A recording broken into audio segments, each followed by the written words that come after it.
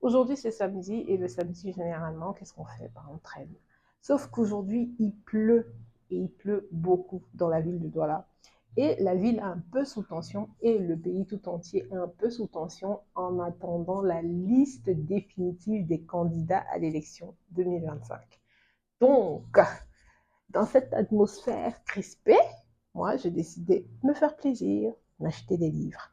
Alors, je suis partie là où je vais souvent acheter des livres de seconde main. Et on va commencer ce petit haul en retirant tout ça de ce sac. Boty Week, bien sûr. Wouh! Yeah! Et je n'ai même pas de logiciel pour monter la vidéo, donc ça va partir comme ça. Je retire d'abord les classiques. Alors, vous avez Romain Gary, entre parenthèses, Émile Ajar, La vie devant soi. Alors, Romain Gary fait partie des auteurs que j'ai envie de lire depuis 2023 environ. Sauf que à la FNAC, je trouve très peu de livres, enfin, je trouve très peu de classiques. Et quand on en trouve un, ça coûte quand même très cher. Donc là, j'ai pris ça en seconde main, très très moins cher. Et en plus, La vie devant soi, je crois que je l'avais vu à la FNAC. Donc, très contente de l'avoir. Voilà.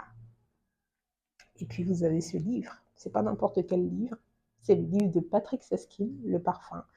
C'est une œuvre millénaire, c'est une œuvre qui a beaucoup fait parler, qui a eu beaucoup de succès à sa sortie. C'est une histoire qui est racontée dans le XVIIIe siècle. C'est l'histoire de Jean-Baptiste Grenouille. J'ai vu le film avant de lire le livre et j'ai vu le film avant d'entendre parler du livre avec autant de commentaires élogieux. Donc, j'ai hâte de commencer à le lire parce que j'ai vu le film, je crois, dans les années 2007-2008.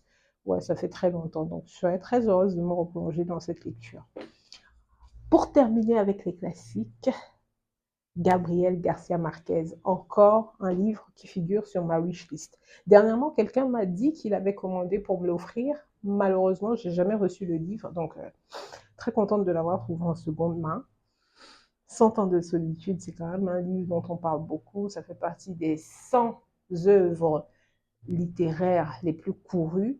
Donc voilà, ça me fait plaisir de l'avoir. J'espère ne pas m'ennuyer parce qu'il y avait aussi des commentaires qui disaient qu'on pouvait très facilement s'ennuyer en lisant ce livre. Mais je suis très contente de l'avoir.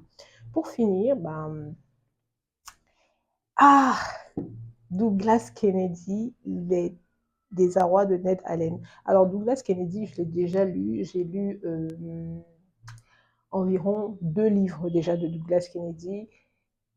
Dernièrement, j'ai lu Les hommes ont peur de la lumière. Et bien avant ça, je découvre Douglas Kennedy grâce à Une relation dangereuse. Donc, j'aime beaucoup l'écriture de cet auteur. Il y a beaucoup de réalisme et c'est très documenté quand il parle d'une profession. Donc, j'aime beaucoup.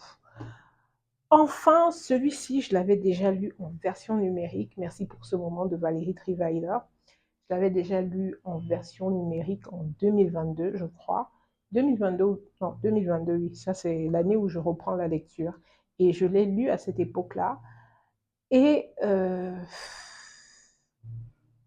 j'ai pas détesté, j'ai pas adoré, mais j'ai bien envie de le relire à nouveau sur papier parce que voilà, moi j'aime beaucoup les livres papier plutôt que le numérique.